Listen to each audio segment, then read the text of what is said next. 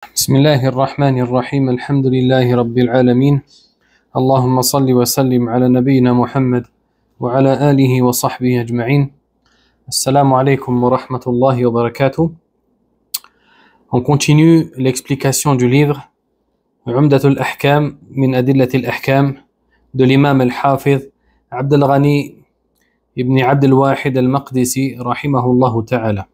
On s'était arrêté sur le chapitre concernant al-istitaba ou bien al-istinja. Al-istitaba, c'est le fait de se nettoyer après les besoins, qu'Allah Azza wa Jal vous honore.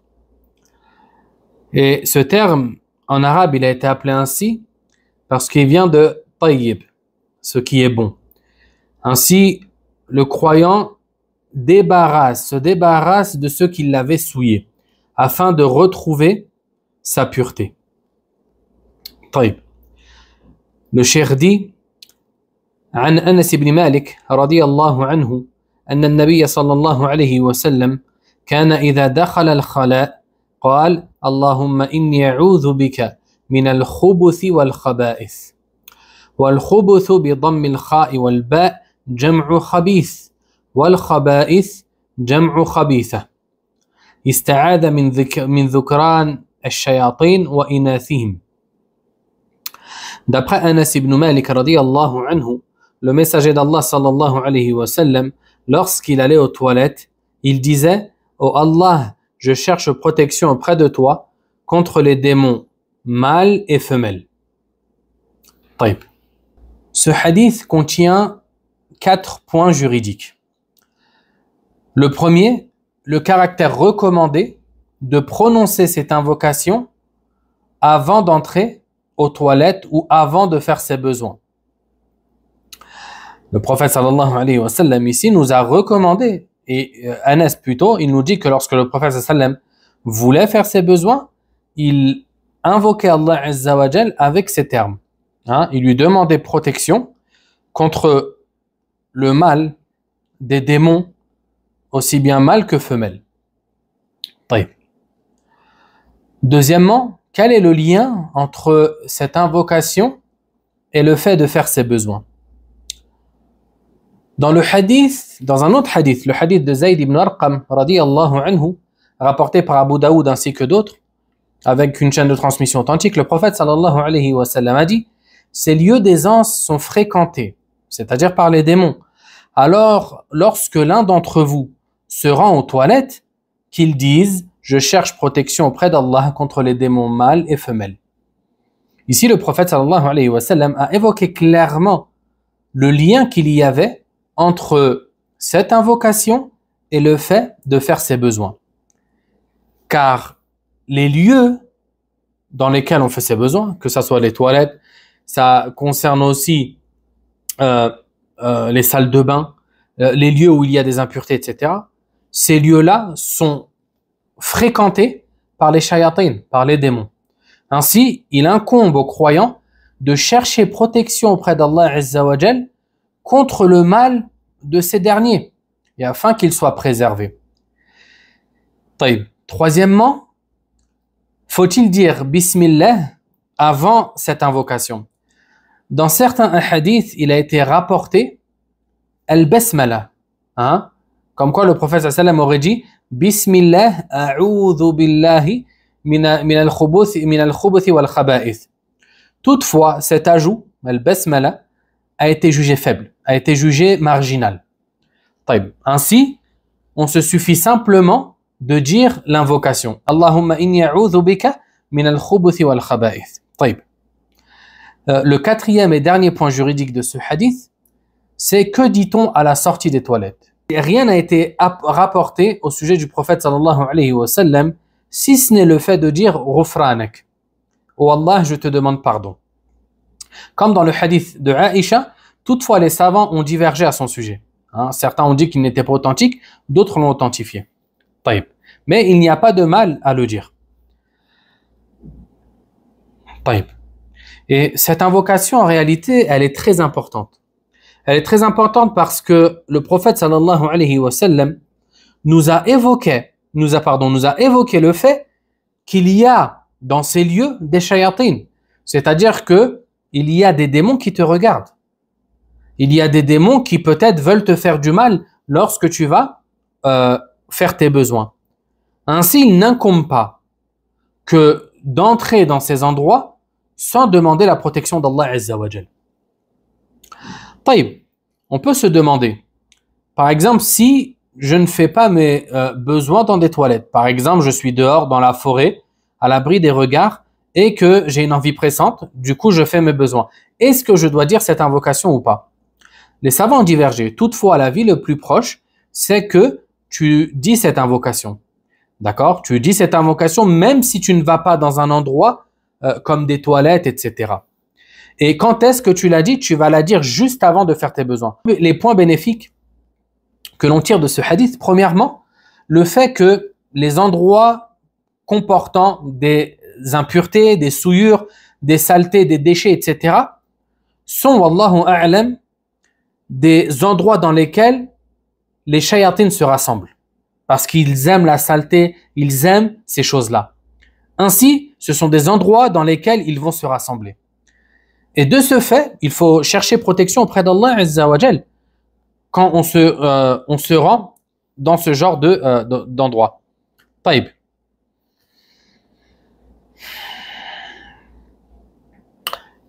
Aussi, parmi les points bénéfiques, le fait que cette invocation doit être enseignée. Elle doit être apprise et enseignée. Et même aux plus jeunes. Hein, lorsque l'enfant est en âge de comprendre et de retenir, il faut lui enseigner ce genre d'invocations. Parce qu'elles sont importantes. Elles sont importantes. Combien de gens avons-nous entendu être touchés par un shaitan, etc., dans les toilettes ou parce que il était dans la salle de bain en train de se regarder dans le miroir, etc., etc. Ainsi, il ne faut pas négliger ces invocations prophétiques. Parce que le prophète, sallallahu alayhi wa sallam, ne nous l'a enseigné que pour notre bien. Et que parce qu'il savait que dans ces endroits-là se trouve un mal. Ainsi, il nous a donné les moyens de nous protéger contre ce mal que l'on ne voit pas. Taïb.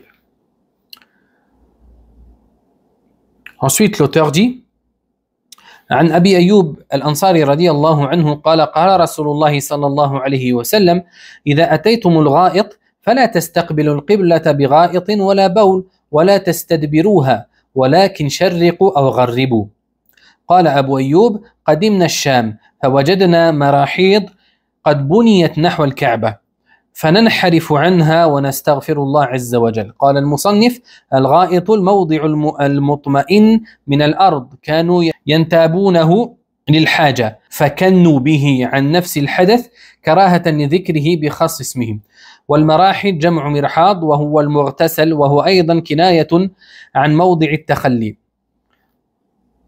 Ensuite, l'auteur dit عن عبد الله بن عمر رضي الله عنهما قال رقيت يوما على بيت حفصة فرأيت النبي صلى الله عليه وسلم يقضي حاجته مستقبل الشام مستدبر الكعبة. طيب. L'auteur dit, d'après Abu Ayyub al-Ansari radiyallahu anhu, le messager d'Allah sallallahu alayhi wa sallam a dit, lorsque vous vous rendez aux toilettes, ne faites pas face à la qibla en urinant ou en déféquant, et ne lui tournez pas non plus le dos. Orientez-vous plutôt vers l'est ou l'ouest. Abu Ayyub dit, lorsque nous sommes arrivés en Syrie, au Cham, nous avons trouvé des latrines construites en direction de la Kaaba. Alors nous nous en détournions et demandions pardon à Allah Azza wa Jal. L'auteur a dit, Al-Ra'it désigne un endroit creux dans le sol. Ensuite, l'auteur évoqua le hadith d'Ibn Umar. Il dit, Abdullah ibn Umar radiyallahu anhuma a dit, un jour je suis monté sur la maison de Hafsa et j'ai vu le prophète sallallahu alayhi wa sallam faire ses besoins face au Cham, le dos tourné à la Kaaba. Taïb. Ici, l'auteur a évoqué deux hadiths qui traitent du même sujet, qui est l'interdiction de faire ses besoins en direction de la Qibla ou en lui tournant le dos. Il a évoqué premièrement le hadith d'Abu Ayyub al-Ansari radiyallahu anhu, qui nous informe que le prophète sallam a dit, lorsque vous vous rendez aux toilettes, ne faites pas face à la Qibla en urinant ou en déféquant et ne lui tournez pas non plus le dos. orientez-vous plutôt vers l'est ou l'ouest. Ça, bien sûr, ça concernait les gens de Médine, parce que Médine, elle se trouve au nord de la Mecque. Ainsi, pour ne pas faire face à la Qibla ou lui tourner le dos, la personne, lorsqu'elle fait ses besoins, elle doit soit se mettre en direction de l'est, soit en direction de l'ouest. Concernant les points juridiques de ce hadith, il n'y en a que un. Et c'est de savoir quel est le statut juridique de faire ses besoins en direction de la Kaaba ou en lui tournant le dos. Les savants ont divergé à ce sujet et beaucoup de paroles ont été évoquées. Toutefois, les trois paroles les plus importantes sont les suivantes. Certains ont dit que c'est interdit de manière absolue de faire face à la Qibla ou de lui tourner le dos lorsqu'on fait ses besoins. Et ceci que ce soit en extérieur ou dans les constructions, c'est-à-dire dans les lieux construits comme les toilettes, etc. Ils ont dit que c'était interdit de manière absolue que de s'orienter vers la Qibla ou de lui tourner le dos.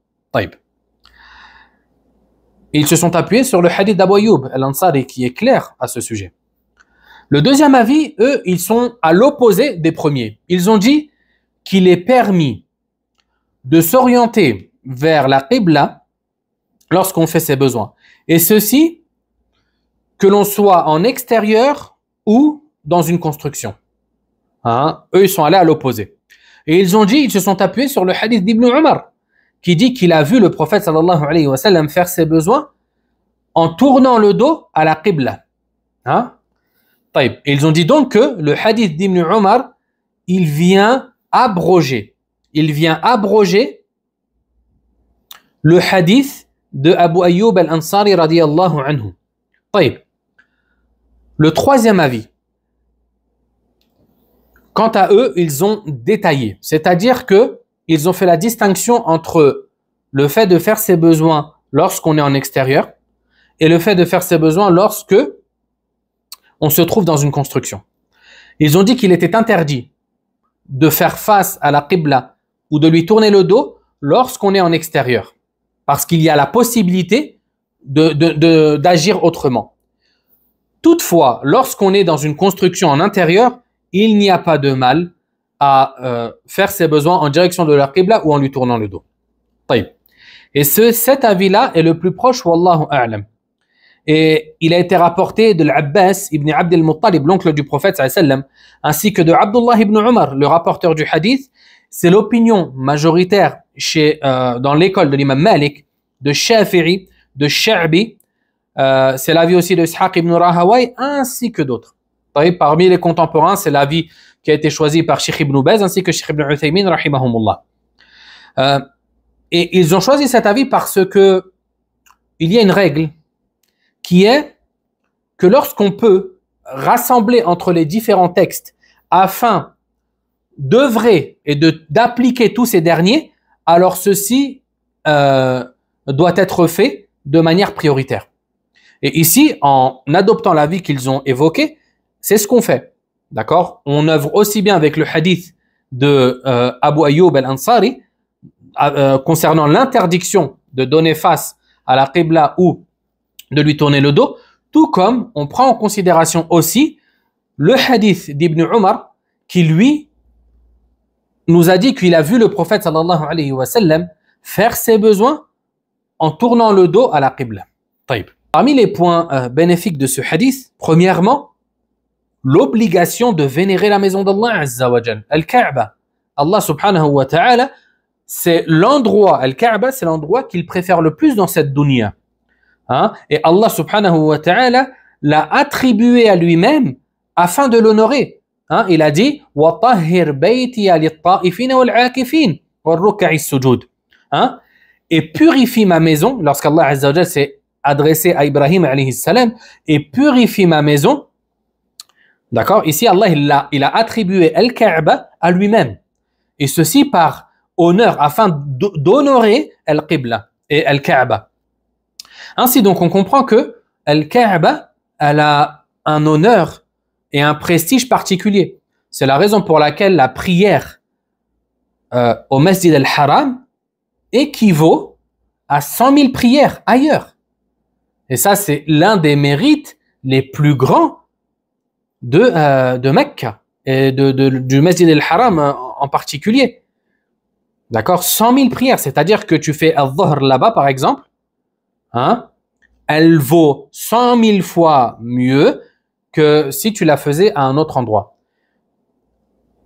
Concernant le Masjid al-Nabawi, lui, la récompense, elle est multipliée par 1000. D'accord? Et le Masjid al-Aqsa, en Palestine, la récompense y est multipliée par 250, comme le prophète sallallahu alayhi wa sallam nous en a informé. Taïb. Deuxième point bénéfique que l'on tire de ce hadith, le caractère recommandé d'utiliser des périphrases, c'est-à-dire des périphrases, c'est-à-dire le fait d'utiliser un mot ou une formulation afin de ne pas évoquer un mot que l'on ne veut pas dire de manière claire. C'est ça qu'on appelle une périphrase. Ici, le prophète sallam, les compagnons, ils appellent l'endroit pour faire ses besoins. Hein, ils ne disent pas lorsque quelqu'un va déféquer, lorsque quelqu'un va uriner. Non, ils utilisent ce qu'on appelle en arabe al-kinaya, hein, une périphrase. Ils disent lorsque vous vous rendez fil ra'it. Et à la base, le terme ra'it, c'est l'endroit creux, hein, l'endroit qui est plus bas que les autres. C'est la terre plus basse que les autres. Et c'était l'endroit dans lequel ils allaient pour faire leurs besoins. Hein. Et ça, je vous avais dit qu'il y a énormément d'exemples à ce sujet. Le troisième point bénéfique que l'on tire, c'est Ibn Umar radiyallahu anhu. Ici, il nous dit qu'il est monté sur la maison de Hafsa. Hafsa, c'était sa sœur, hein, la fille de Umar ibn al-Khattab radiyallahu anhu. Et c'était l'une des mères des croyants, une des épouses du prophète sallallahu alayhi wa sallam. Ainsi, un jour, Ibn Umar radiyallahu anhu, il est monté sur cette maison. Et là, il a vu le prophète sallallahu alayhi wa sallam faire ses besoins. Et bien sûr, Umar radiyallahu anhu, Ibn Umar radiyallahu anhu, il n'est pas monté afin d'espionner le prophète sallallahu alayhi wa sallam. Hein? Mais ça a été une coïncidence. Et il y a une version de Bukhari qui évoque clairement ceci. Ibn Umar radiyallahu anhu nous dit: je suis monté sur le toit de la maison de Hafsa pour quelques affaires me concernant. Puis j'ai vu le prophète sallam faire ses besoins. Ensuite l'auteur dit: عن أنس بن مالك رضي الله عنه قال: كان رسول الله صلى الله عليه وسلم يدخل الخلاء فأحمل أنا وغلام نحوي إداوة من ماء وعنزة فيستنجي بالماء والعنزة الحربة. D'après Anas ibn Malik radiyallahu anhu, il dit: le messager d'Allah sallallahu alayhi wa sallam entrait aux toilettes et moi ainsi qu'un garçon de mon âge, nous lui apportions une gourde d'eau et une petite lance et il se nettoyait à l'aide de l'eau. طيب. Et al-anaza, c'est une petite lance. طيب. Ce hadith contient 4 points juridiques. 4 points juridiques. Le premier, quelle est la différence entre le terme istinja et le terme istijmar? Ici, on a 2 termes. Al-istinja et al-istijmar. Al-istinja, c'est le fait de se nettoyer à l'aide de l'eau, à l'aide d'eau. Tandis que al-istijmar, c'est le fait de se nettoyer en utilisant, à l'époque, à l'origine, des pierres, hein, ou ce qui lui ressemble, aujourd'hui du papier, etc. C'est la différence entre les 2 termes. طيب. Ce hadith indique clairement qu'il est autorisé de se suffire du nettoyage avec de l'eau, car le prophète sallallahu alayhi wa sallam le faisait, comme nous en a informé Anas ibn Malik radiyallahu anhu. طيب.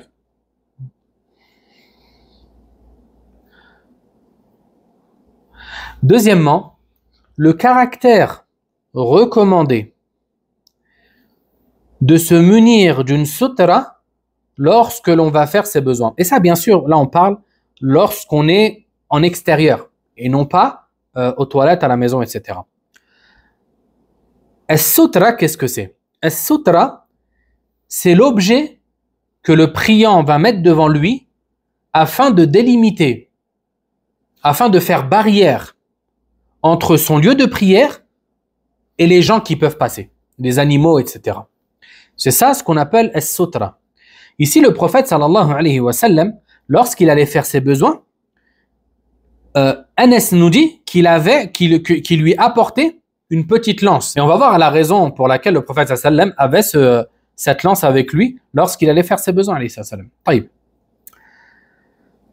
Ainsi donc, on a compris qu'il était recommandé que d'avoir avec soi un objet, sutra, un bâton, etc., lorsque l'on fait ses besoins en extérieur. Le troisième point juridique de ce hadith. Le caractère recommandé que de prier 2 unités de prière après avoir accompli ses ablutions et après avoir fait ses besoins. Et ici, on comprend pourquoi le prophète sallam a mené avec lui un bâton, une sutra. C'est parce qu'après ses besoins, alayhi salatu wassalam, il accomplissait ses ablutions, puis il priait. Puis il priait. Et de ce fait, il se préparait au préalable en apportant avec lui, ou en demandant ce qu'on lui apporte avec lui, une sutra, cette petite lance, afin que lorsqu'il veut prier, il la met devant lui et il peut prier tranquillement. Taïb. Uqba ibn Amir radiyallahu anhu nous dit, le messager d'Allah sallallahu alayhi wa sallam a dit, il n'est pas un musulman qui accomplit parfaitement ses ablutions, puis prie 2 unités de prière avec une pleine concentration du cœur, sans que le paradis ne lui soit accordé.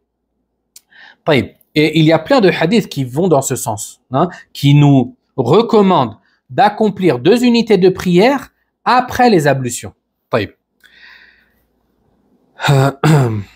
Parmi les hadiths aussi, le hadith de Burayda radiyallahu anhu, qui dit un jour le messager d'Allah sallallahu alayhi wa sallam se leva le matin et appela Bilal radiyallahu anhu. Il lui dit: oh Bilal, par quoi m'as-tu précédé au paradis? Car cette nuit, je suis entré au paradis et j'y ai entendu le bruit de tes pas devant moi. Bilal radiyallahu anhu répondit: ô messager d'Allah, jamais je n'ai commis une faute sans avoir prié 2 unités de prière, et jamais un état d'impureté ne m'a atteint sans que je ne fasse immédiatement mes ablutions, puis je considérais qu'Allah avait sur moi un droit, celui de lui adresser 2 unités de prière. Le messager d'Allah sallallahu alayhi wa sallam dit à la suite: c'est donc par cela, c'est-à-dire que tu m'as précédé au paradis. Et le hadith a été rapporté par At-Tirmidhi, Ibn Khuzaym, Ibn Hibban ainsi que d'autres avec une chaîne de transmission authentique. An-Nawawi rahimahullah ta'ala a dit: il est recommandé de prier 2 unités de prière après les ablutions en raison des hadiths authentiques à ce sujet. Cheikh al-Islam Ibn Taymiyyah rahimahullah ta'ala a dit: il est légiféré et recommandé de prier 2 unités de prière après les ablutions, même si c'est durant un moment où la prière est normalement interdite. Awqat al-nahi, comme après la prière d'Al-Fajr, après la prière d'Al-Asr, etc. Quatrième point juridique et dernier, le caractère recommandé de s'éloigner des regards des gens lors des besoins.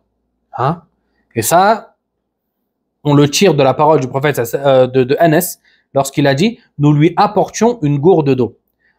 Le fait qu'il soit 2 pour prendre cette gourde d'eau et l'apporter au prophète sallam indique que l'endroit était éloigné. Et cela est clairement exprimé dans d'autres hadiths. Par exemple, le hadith de Al-Mughayra ibn Shu'ba radiyallahu anhu qui dit: lorsque le prophète sallallahu alayhi wa sallam allait faire ses besoins, il s'éloignait. Et dans le hadith de Jabir ibn Abdillah radiyallahu anhu qui dit: quand le prophète sallallahu alayhi wa sallam voulait aller à la selle, il s'éloignait au point que personne ne le voyait. Et dans le hadith de Abdurrahman ibn Abi Qurad radiyallahu anhu qui dit: je suis sorti avec le prophète sallallahu alayhi wa sallam pour le pèlerinage et je l'ai vu sortir du lieu d'aisance. Je le suivis avec une cruche ou un récipient, puis je m'assis pour lui sur le chemin. Lorsqu'il allait à la selle, il s'éloignait. Tous ces hadiths nous démontrent que parmi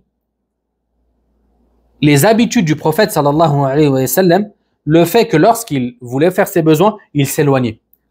Il s'éloignait jusqu'à ce qu'on ne puisse plus le voir. Et ceci par pudeur et bon comportement de sa part, sallallahu alayhi wa sallam.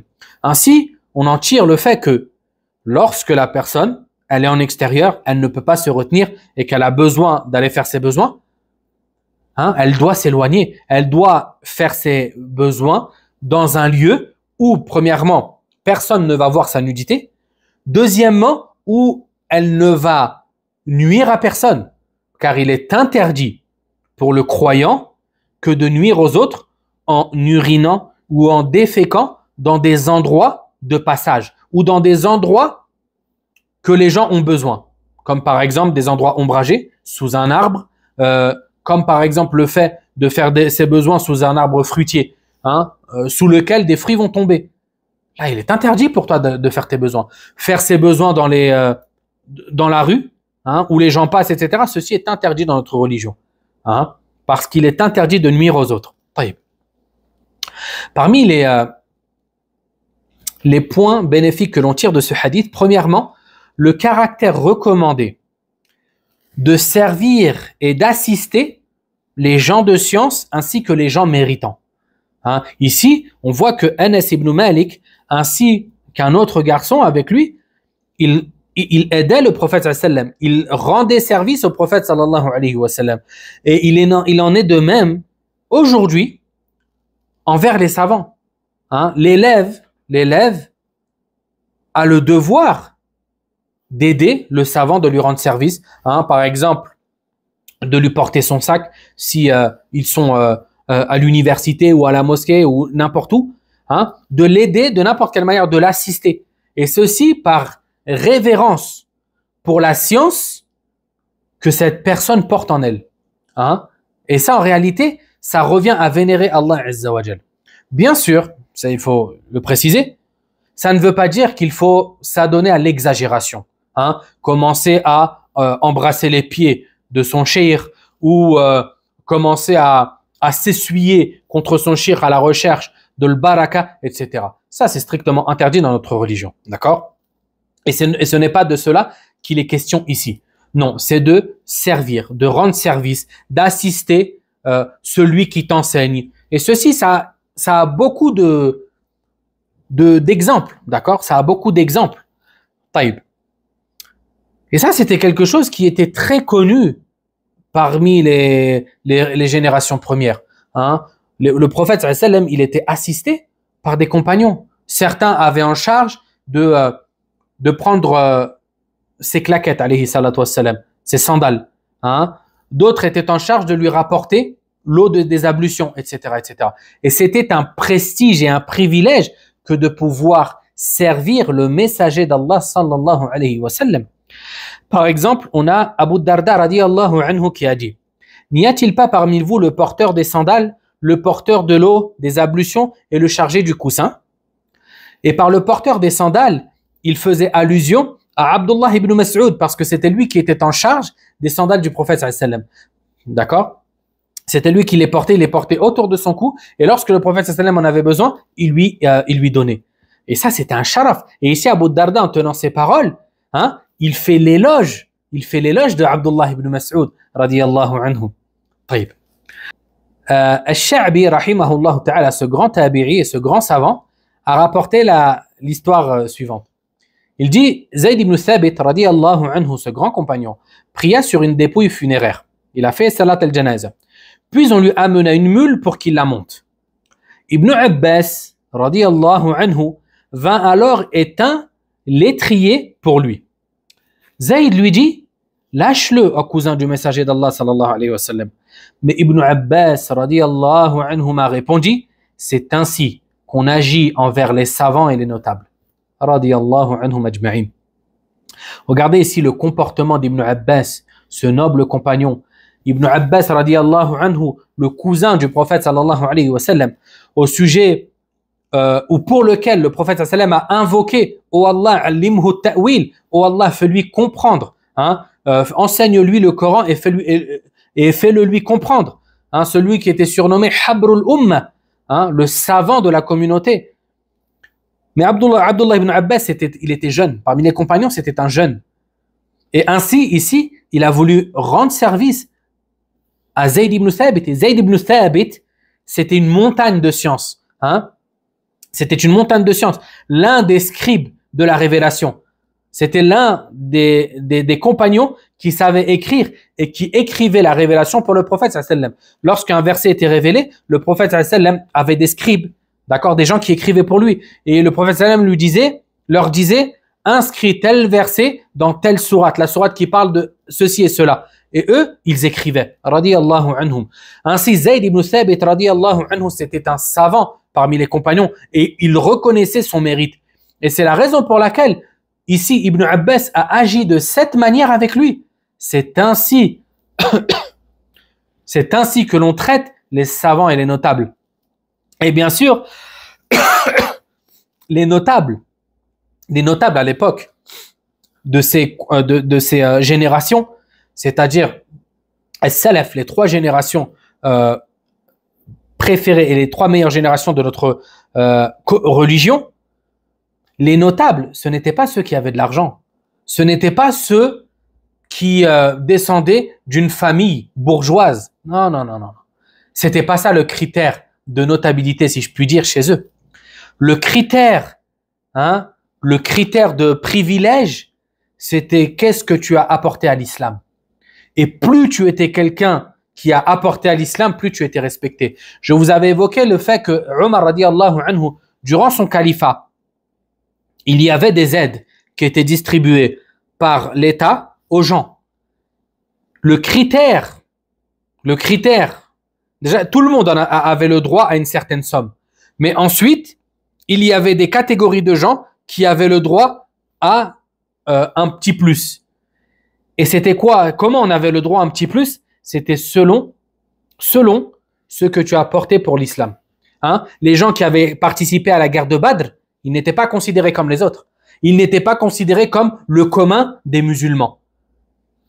Omar radiallahu anhu les gratifiait, les honorait en leur donnant une somme en plus. Les femmes du prophète sallallahu alayhi wa sallam, elles n'étaient pas considérées comme le commun des musulmans. Omar radiallahu anhu leur donnait un petit plus. Ceux qui avaient participé à la guerre de Uhud, Omar radiallahu anhu les considérait comme meilleurs que le reste des musulmans. Pourquoi il les considérait meilleurs? Parce qu'Allah Azza wa Jal et le prophète sallallahu alayhi wa sallam ont fait leur éloge aussi bien dans le Coran que dans la tradition prophétique. Ainsi, on leur accordait des privilèges supplémentaires en vue de leurs bonnes actions. Et c'était ça, les critères de sélection chez les compagnons. C'était ça, les critères de respectabilité chez les salafs. Et c'était pas parce que tu descendais d'une grande famille que tu étais un commerçant, que tu avais beaucoup d'argent ou je ne sais quoi. Ça, c'était des choses auxquelles ils ne prêtaient aucune attention. Car la dunya pour eux, le bas monde pour eux, ne valait rien. Il ne valait rien. Omar radiallahu anhu, ainsi que les compagnons, de manière générale, ils nous ont donné les plus beaux des exemples concernant l'ascétisme et concernant le délaissement de ce bas monde. Omar, et qui te dira qui était Omar radiallahu anhu? Lors de son califat, il se privait de manger de certaines nourritures, alors que les musulmans n'avaient pas ces nourritures. Et il y a énormément de récits à ce sujet. Omar, et c'était Omar, son vêtement, un jour on a compté le nombre de retouches qu'il y avait sur son vêtement, qui étaient usées. Et ça, c'était quelque chose, alors que c'était le calife. Et alors qu'à son époque, sous son califat, l'islam s'est répandu de l'ouest à l'est, et que l'islam, les musulmans, la communauté musulmane était riche. Ils avaient énormément de richesses. Mais Omar radiallahu anhu ne prêtait aucune attention. La seule chose qui le préoccupait, c'était est-ce que je vais réussir à assumer la responsabilité qui a été posée sur mes épaules. C'était la seule chose qui le préoccupait, la satisfaction d'Allah Azza wa Jal. Et ce n'était pas de se remplir les poches, radiyallahu anhu. Taïb. Le deuxième point bénéfique que l'on tire de ce hadith, c'est le fait qu'il est préférable et qu'il y a des avantages à se munir d'un bâton lorsqu'on est dehors. Les savants ont évoqué plusieurs utilités. Premièrement, comme le prophète sallam l'a fait, afin de l'utiliser comme sutra, comme barrière lors de la prière, lorsqu'on est dans un endroit en extérieur. Deuxièmement, le fait de l'utiliser en cas de rencontre avec une personne qui te veut du mal, ou avec un animal, d'accord? Ibn Mulaqqin, rahimahullah ta'ala, a dit à ce sujet, il est possible que le prophète sallam l'ait fait pour se protéger, c'est-à-dire qu'il avait une lance avec lui pour se protéger de ceux qui lui voulaient du mal parmi les hypocrites et les juifs, car ils complotaient pour le tuer ou l'assassiner par toutes sortes de ruses. À cause de ce hadith, les gouvernants ont adopté la pratique de faire précéder leur marche par un porteur de lance. On s'arrête ici pour aujourd'hui. Si quelqu'un a des questions sur ce qui a précédé, il peut les poser. Avant cela, je voulais vous montrer ça. Ça, c'est ce qu'on appelle, des fois dans les textes, on retrouve le mot moud. Hein? Le prophète sallallahu alayhi wa sallam, par exemple le hadith d'Anas radiyallahu anhu, dans lequel il nous dit, le prophète sallallahu alayhi wa sallam faisait ses ablutions avec un moud. Et il faisait son lavage avec un sa' ou 5 mouds. Aujourd'hui, je voulais vous montrer qu'est-ce que c'était un moud. Le moud, on avait dit que c'était le contenu des deux mains comme ça. Hein? Là, tu remplis tes deux mains d'eau comme ça, ça te donne un moud. Et c'était une unité de mesure. Ici, on a le cheikh Abd al-Muhsin al-Qasim, un savant de Médine, qui a fait durant 1 an et demi une recherche concernant le moud prophétique. Hein, quelle est la quantité que le moud prophétique représentait. Et il est sorti avec ça. Son étude, elle a duré 1 an et demi. D'accord? Et ensuite, ils ont mis sur le marché ce moud-là. Ça, c'est la quantité avec laquelle le prophète sallallahu alayhi wa sallam faisait ses ablutions. Et en millilitres, ça représente 400 millilitres d'eau. Le prophète sallallahu alayhi wa sallam faisait ses ablutions avec ça. Concernant le rousl du prophète sallallahu alayhi wa sallam, le grand lavage du prophète sallallahu alayhi wa sallam, il le faisait avec 4 mesures comme celle-ci ou bien 5. Ainsi, on tire de cela que lors des ablutions, il ne faut pas exagérer. Parce qu'il y a des hadiths qui sont venus blâmer le fait de gaspiller de l'eau lors des ablutions. Hein? Le prophète sallallahu alayhi wa sallam a dit, ma communauté, il y a 2 choses au sujet de laquelle ma communauté, en gros, ne délaissera pas ou exagérera. Et parmi ces 2 choses-là, il y avait, le prophète sallallahu alayhi wa sallam a dit, la dua, l'invocation, l'exagération dans l'invocation, et ça a plusieurs formes, ainsi que l'utilisation de l'eau lors des ablutions. Hein, des fois, on voit des gens, ils ouvrent le robinet à très fort débit, hein, alors qu'ils n'en ont pas besoin. Le prophète sallallahu alayhi wa sallam faisait ses ablutions avec cette quantité d'eau-là. Jazakumullahu khayra. Wassalamu alaykum wa rahmatullahi wa barakatuh.